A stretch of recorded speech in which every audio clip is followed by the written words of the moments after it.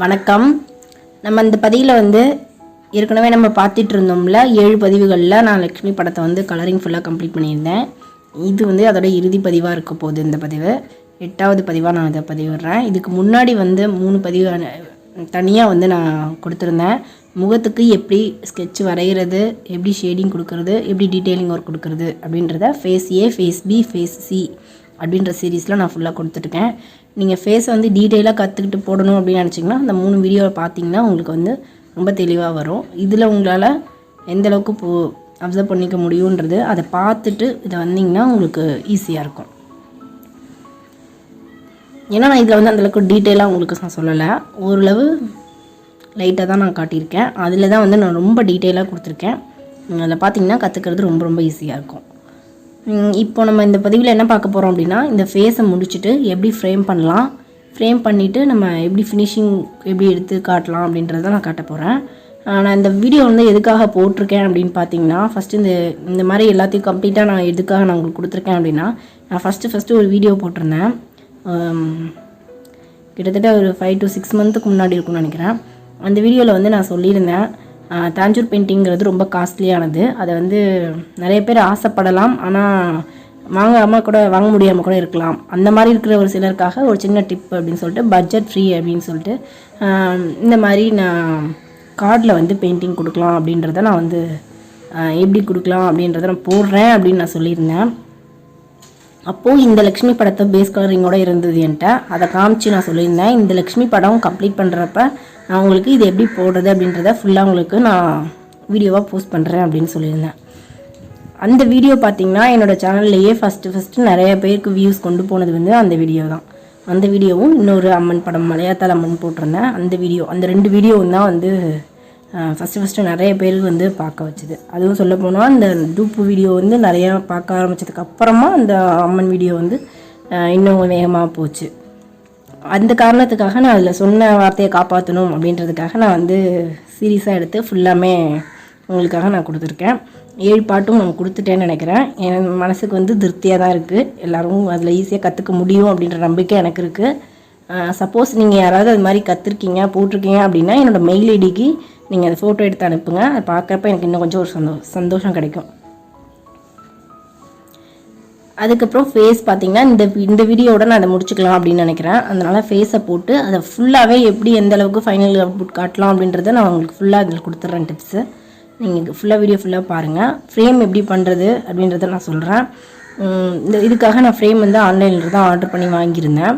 அந்த ஃப்ரேம் பார்த்தோம் அப்படின்னா இதில் வந்து நார்மலாக இந்த ஃபைபர் ஃப்ரேம் சொல்லுவாங்கள்ல, கிளாஸ் வச்சு MDF ஷீட் வச்சு பண்ணுறது, அந்த ஃப்ரேம் தான் நான் ஆர்டர் பண்ணி வாங்கியிருந்தேன். நீங்கள் பக்கத்தில் இருக்க ஸ்டுடியோவில் அல்லது ஃப்ரேம் ஷாப் ஏதாவது இருந்ததுன்னா கூட நீங்கள் அங்கே ஃப்ரேம் பண்ணிக்கலாம். கரெக்டாக உங்கள் பிக்சருக்கு ஏற்ற மாதிரி கிடச்சிரும் ஈஸியாக. நான் ஆன்லைனில் ஆர்டர் பண்ணதுனால அது A4 சைஸ் அப்படின்னு சொல்லிட்டு ஆர்டர் பண்ணியிருந்தேன். அதை விட இது கொஞ்சம் அட்ஜஸ்ட் பண்ணுற மாதிரி ஆகிடுச்சு. ஃபோட்டோவுக்கு அது இன்னும் கொஞ்சம் பெருசாக இருக்க மாதிரி ஆகிடுச்சு. அதை நான் எப்படி அட்ஜஸ்ட் பண்ணேங்கிறது நான் வீடியோட எண்டில் வந்து நான் உங்களுக்கு காட்டுறேன் எப்படி பண்ணியிருக்கேன் அப்படின்னு சொல்லிட்டு. முடிச்சதுக்கப்புறம் நம்ம வார்னிஷ் கொடுத்துட்டு ஃப்ரேம் பண்ணுறதுனாலும் பண்ணலாம். நான் ஆனால் இப்போதைக்கு வார்னிஷ் கொடுக்கல. நான் அதுக்கு முன்னாடி பண்ணியிருந்தேன் அந்த வீடியோவில் காமிச்சிருந்த படத்துக்கெலாம் நான் வார்னிஷ் கொடுத்துருந்தேன். இதுக்கும் நான் மேபி கொடுத்தாலும் கொடுப்பேன். இப்போதைக்கு நான் வந்து கொடுக்கல. வார்னிஷ் கொடுக்காம தான் வந்து நான் இப்போ உங்களுக்கு காட்டிகிட்ருக்கேன்.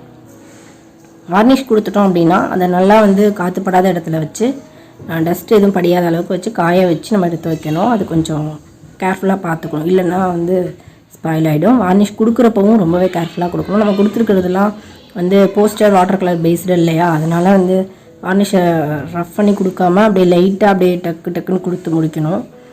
ரிப்பீட்டடாக ஒரு இடத்துல கொடுக்கக்கூடாது.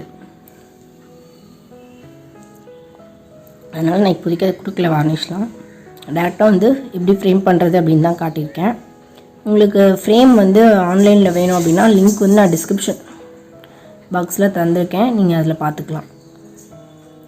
அப்புறம் வேறு என்ன உங்கள்கிட்ட சொல்லணும்னு நினச்சேன். இதுக்கப்புறம் பார்த்தீங்கன்னா வந்து நான் வந்து பாலாஜி அடுத்தது கலரிங் பண்ண போகிறேன். ஏற்கனவே நான் வந்து மக் ஒர்க் பண்ணி ஃபாயில் ஒட்டி முடிச்சுட்டேன். அந்த போர்டில் வந்து கலரிங் வந்து இன்னும் ஸ்டார்ட் பண்ணல. அடுத்த சீரீஸ் வந்து நான் பாலாஜி வந்து ஃபுல்லாக வந்து கலரிங்கில் காட்டலாம் அப்படின்னு பிளான் பண்ணியிருக்கேன்.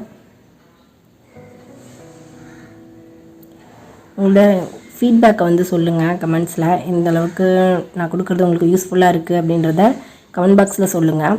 அதுக்கு அடுத்தது யாராவது சப்ஸ்கிரைப் பண்ணாமல் பார்த்துட்ருக்கீங்க அப்படின்னா எனக்கு வந்து காட்டுது. சப்ஸ்கிரைப் பண்ணாதவங்க தான் மேக்ஸிமம் 70% கிட்ட பார்த்துட்ருக்காங்க. சப்ஸ்கிரைப் பண்ணுறவங்க 30% தான் பார்க்குறாங்கன்னு காட்டுது. ஸோ நீங்கள் சப்ஸ்கிரைப் பண்ணாமல் பார்த்துட்ருக்கீங்க அப்படின்னா சப்ஸ்கிரைப் பண்ணிக்கோங்க நம்ம சேனலை. நான் அடுத்தடுத்து கண்டிப்பாக உங்களுக்கு எவ்ரி சாட்டர்டே ஒவ்வொரு சனிக்கிழமையும் 6 மணிக்கு ஈவினிங் 6 மணிக்கு 6 PM நான் வந்து வீடியோ வந்து தாஞ்சூர் பெயிண்டிங் வீடியோ தான் நான் போடுறதா பிளான் பண்ணியிருக்கேன்.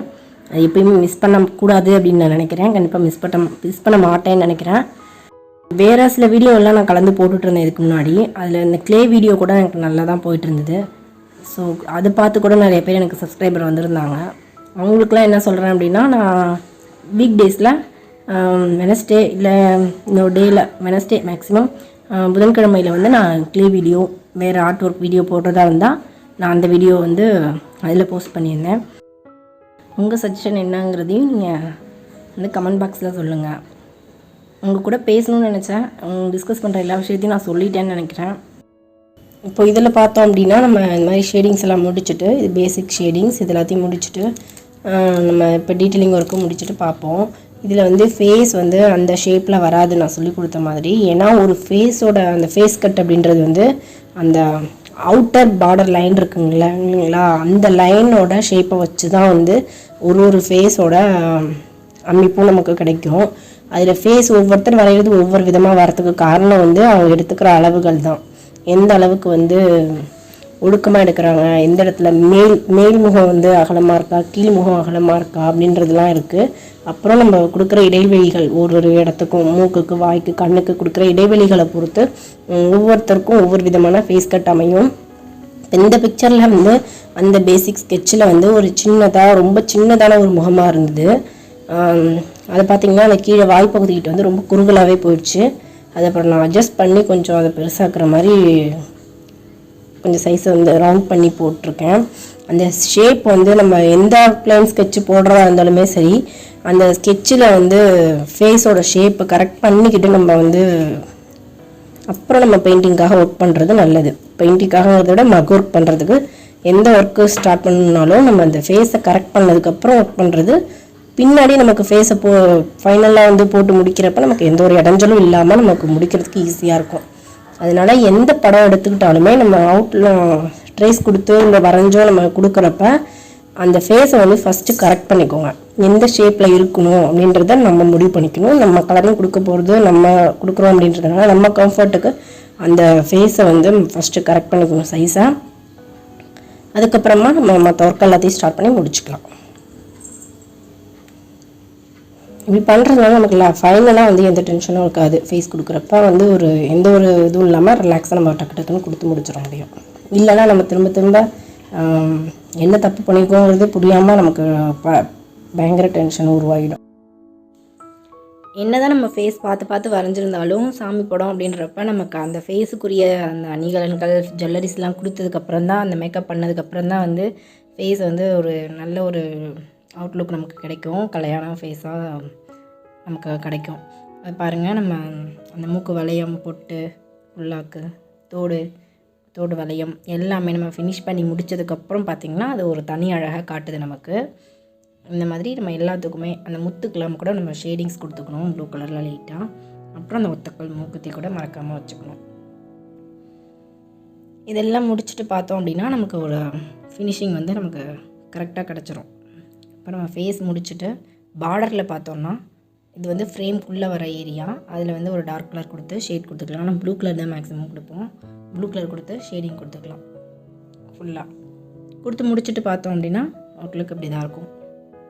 இதை நீங்கள் வந்து யாராவது ட்ரை பண்ணிங்க அப்படின்னா நான் மெயில் ஐடி வந்து டிஸ்கிரிப்ஷன் பாக்ஸில் தரேன். நீங்கள் அதுக்கு மெயில் பண்ணுங்கள். அதை பார்க்குறப்ப எனக்கு ரொம்ப சாட்டிஸ்ஃபேக்ஷனாக இருக்கும். இங்கே பாருங்கள், நான் வந்து பின் பண்ணியிருக்கேன் பாருங்கள். நம்ம சப்ஸ்கிரைபர் ஒருத்தவங்க MS மகாலட்சுமின்னு ஒருத்தவங்க லக்ஷ்மி படத்தை பார்த்துட்டு பென்சில் ஸ்கெட்ச் கொடுத்துருந்தேன்ல, அதை பார்த்து ட்ரை பண்ணியிருக்காங்க. அவங்களுக்கு ரொம்ப அழகாக வந்திருக்குன்னு கமெண்ட் பண்ணியிருக்காங்க பாருங்கள். நான் அதையும் சேர்த்து பின் பண்ணியிருக்கேன் பாருங்கள். எனக்கு அதை பார்க்குறப்ப ரொம்ப சந்தோஷமாக இருந்துச்சு. நான் அதை அவங்க கூட ஷேர் பண்ணியிருக்கேன். ஓகேங்களா? அடுத்தது நம்ம இப்போ ஃப்ரேம் பண்ணலாம். இந்த ஃப்ரேம் தான் நான் ஆன்லைனில் வாங்கியிருந்தேன்னு சொன்னேன்ல, அந்த ஃப்ரேமு. இது வந்து நம்ம வச்சுருக்க கார்ட் பெயிண்டிங் சைஸை விட கொஞ்சம் கீழே மேலே கூட போயிடுச்சு. ஸோ நான் கீழே வந்து அட்ஜஸ்ட் பண்ணி இன்விடேஷன் கார்டு ரெட் கலரில் இருக்குது பார்த்திங்களா, அதை கட் பண்ணிவிட்டு நான் ஒட்டிட்டு அதுக்குள்ளே வச்சு ஃப்ரேம் பண்ணியிருக்கேன். இந்த சைட்லேயுமே கொஞ்சம் கட் பண்ணுற மாதிரி ஆயிடுச்சு. இந்த அட்ஜஸ்ட்மெண்ட்லாம் வந்து நான் ஃபஸ்ட்டு கடையில் கொடுத்து பண்ணுறப்ப எதுவும் பண்ண தேவையில்லாமல் அழகாக கரெக்டாக அந்த ஸ்டோன் தெரிகிற மாதிரி ஃப்ரேம் பண்ணி கொடுத்துருந்தாங்க. அதுதான் பெஸ்ட்டுன்னு நினைக்கிறேன். இல்லைனா நம்ம ஃப்ரேமை ஃபஸ்ட்டு வாங்கிட்டு அதுக்கு மெஷர் பண்ணிவிட்டு கார்டை கட் பண்ணிவிட்டு நம்ம ட்ரா பண்ணுற மாதிரி இருக்கும். இப்போ இந்த மாதிரி கண்ணாடி எடுத்து வெளியே க்ளீன் பண்ணிக்கலாம். துணியால் க்ளீன் பண்ணி முடிச்சுட்டு அதுக்கப்புறமா நம்ம அந்த ஷீட்டை வச்சுட்டு தலைப்பக்கமாக அந்த ஹூக் வர மாதிரி நேர் பக்கமாக பார்த்து இந்த எம்டிஎஃப் ஷீட்டையும் வச்சு நம்ம அந்த பின்னை வந்து டைட் பண்ணி லாக் பண்ணிக்கலாம். அவ்வளோதான், நம்ம ஃப்ரேம் பண்ணியாச்சு. இப்போ பாருங்கள், இதுதான் அவுட்லுக்கு. நமக்கு ஒரு கிஃப்ட் மாதிரி ரெடி பண்ணியாச்சு. இப்போ நம்ம இதை ஃப்ரெண்ட்ஸுக்கு, மேரேஜுக்கு, எங்கேயாவது சின்ன ஃபங்க்ஷனுக்குலாம் நம்ம கிஃப்ட் பண்ணுறதுனா கூட பண்ணிக்கலாம். இல்லை நம்ம வீட்டுக்கு வேணும்னா கூட சேர்ந்து வச்சுக்கலாம். உங்களுக்கு பிடிச்சிருந்ததுன்னா வீடியோ ஒரு லைக் பண்ணுங்கள். நம்ம மீண்டும் வேறு ஒரு நல்ல வீடியோவில் தொடர்ந்து சந்திக்கலாம். நன்றி.